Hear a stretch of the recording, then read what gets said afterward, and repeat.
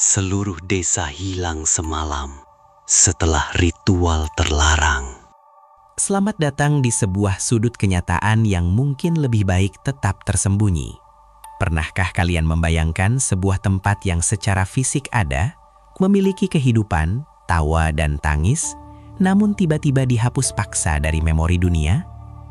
Nama saya Bayu, dan malam ini kita akan menelusuri jejak Dusun Larangan, sebuah desa di pedalaman Jawa Timur yang pada tahun 1982 menghilang secara total dari peta administratif maupun satelit modern.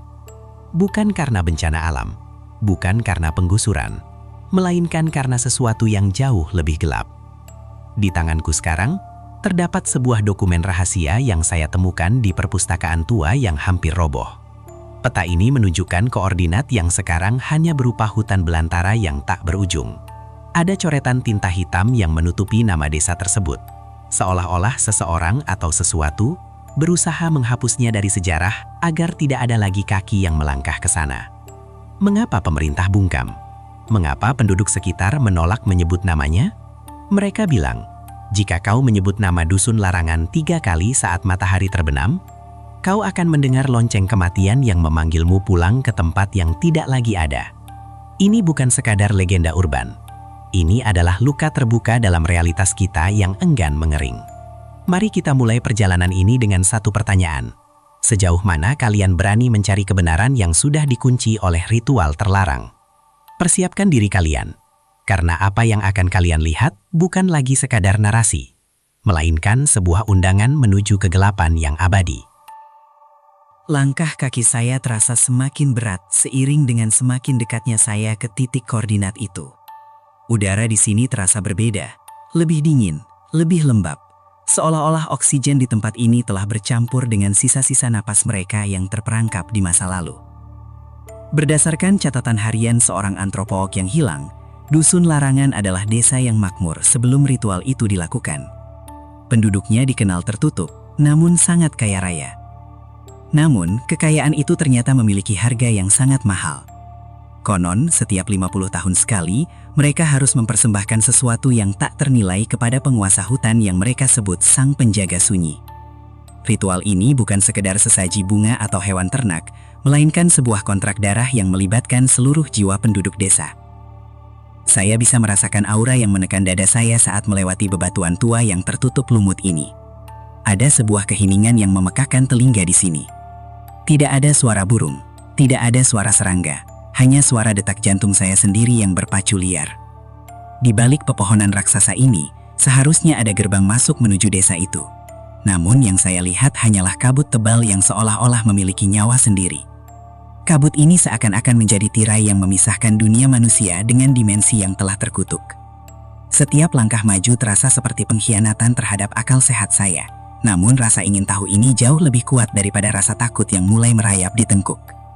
Apakah saya sedang berjalan menuju jawaban, ataukah saya sedang menyerahkan diri ke dalam pelukan maut yang sudah lama menunggu?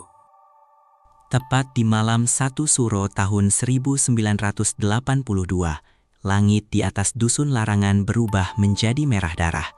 Menurut saksi mata dari desa tetangga yang sekarang sudah sangat tua, suara gamelan terdengar bertalu-talu dari arah hutan. Namun nadanya sangat sumbang dan menyayat hati. Ritual terlarang itu dimulai. Sang sesepuh desa memimpin upacara di bawah pohon beringin kembar yang dipercaya sebagai paku bumi tempat itu. Mereka ingin memutus rantai kematian dan kemiskinan selamanya dengan cara menukar eksistensi fisik mereka dengan keabadian gaib. Mereka membakar kemenyan hitam yang aromanya bisa tercium hingga radius 10 km. Bayangkan, ratusan orang berdiri dalam diam, menyerahkan nama mereka, identitas mereka, dan rumah mereka untuk ditarik ke dalam alam antara. Mereka tidak mati, namun mereka tidak lagi hidup di dunia kita. Ritual ini mengharuskan setiap penduduk menusukkan jarum perak ke telapak tangan mereka, membiarkan darah mereka meresap ke dalam tanah sebagai segel perjanjian. Ketika mantra terakhir diucapkan, bumi bergetar hebat. Bukan gempa tektonik, melainkan pergeseran dimensi. Dalam sekejap, cahaya putih yang membutakan menelan seluruh desa. Esok paginya, Para pencari kayu yang biasanya melewati jalan setapak menuju desa itu hanya menemukan lahan kosong yang dipenuhi ilalang tinggi. Tak ada satupun rumah yang tersisa, tak ada satupun suara ternak.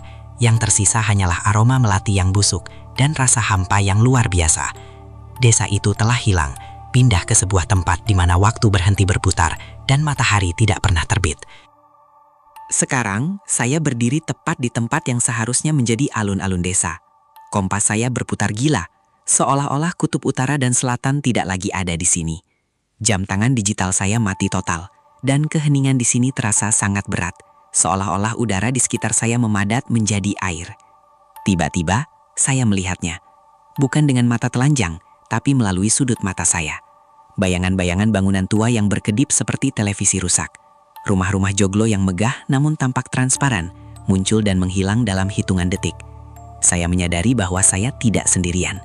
Ada perasaan diawasi oleh ribuan pasang mata yang tersembunyi di balik tabir dimensi ini. Mereka ada di sini, di sekitar saya, namun terperangkap dalam satu detik yang sama selamanya. Inilah konsekuensi dari ritual terlarang itu. Mereka mendapatkan keabadian, tapi keabadian itu adalah penjara tanpa jeruji. Saya mencoba memanggil, namun suara saya tidak bergema. Suara itu langsung terserap oleh keheningan yang lapar. Tanah yang saya injak terasa berdenyut, seolah-olah ada jantung raksasa yang berdetak jauh di bawah sana. Apakah ini adalah detak jantung desa yang hilang itu? Ataukah ini adalah detak jantung sang penjaga sunyi yang sedang bersiap untuk menelan tamu yang tak diundang?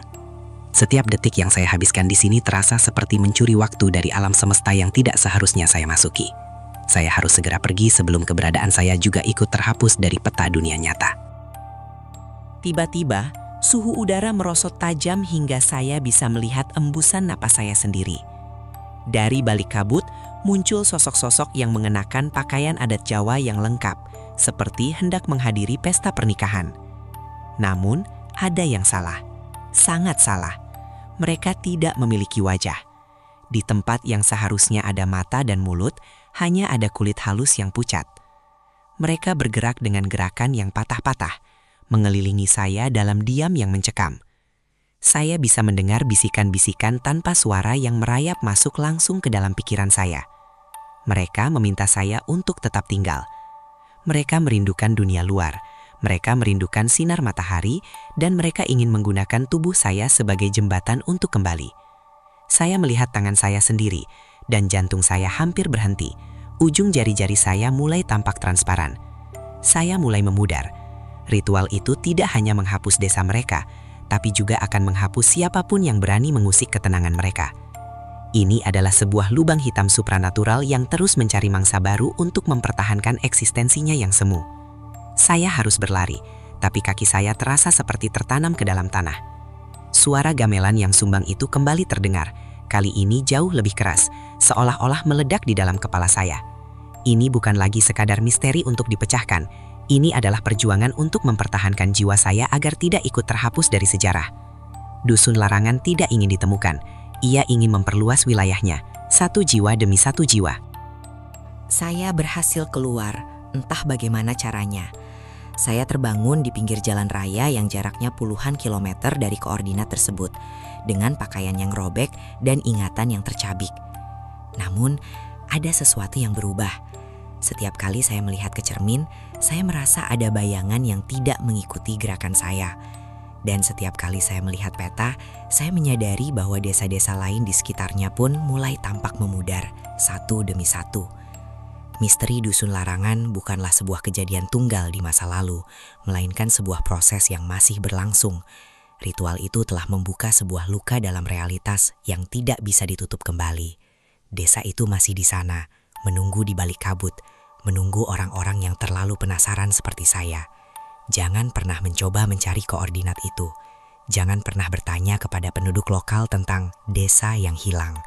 Karena ada alasan mengapa peta itu dihapus dan ada alasan mengapa sejarah memilih untuk melupakan. Beberapa rahasia memang seharusnya tetap terkubur dalam kegelapan. Karena cahaya kita hanya akan membuat mereka semakin lapar. Nama saya Bayu. Dan jika kalian mendengar suara gamelan di tengah malam yang sunyi, jangan pernah mencari sumber suaranya. Tetaplah berada di bawah lampu yang terang dan berdoalah agar kalian tidak pernah menjadi bagian dari peta yang hilang. Karena begitu kau masuk ke dusun larangan, namamu tidak akan pernah lagi tertulis di buku manapun di dunia ini. Sampai jumpa di misteri berikutnya, jika kalian masih ada di dunia yang sama dengan saya.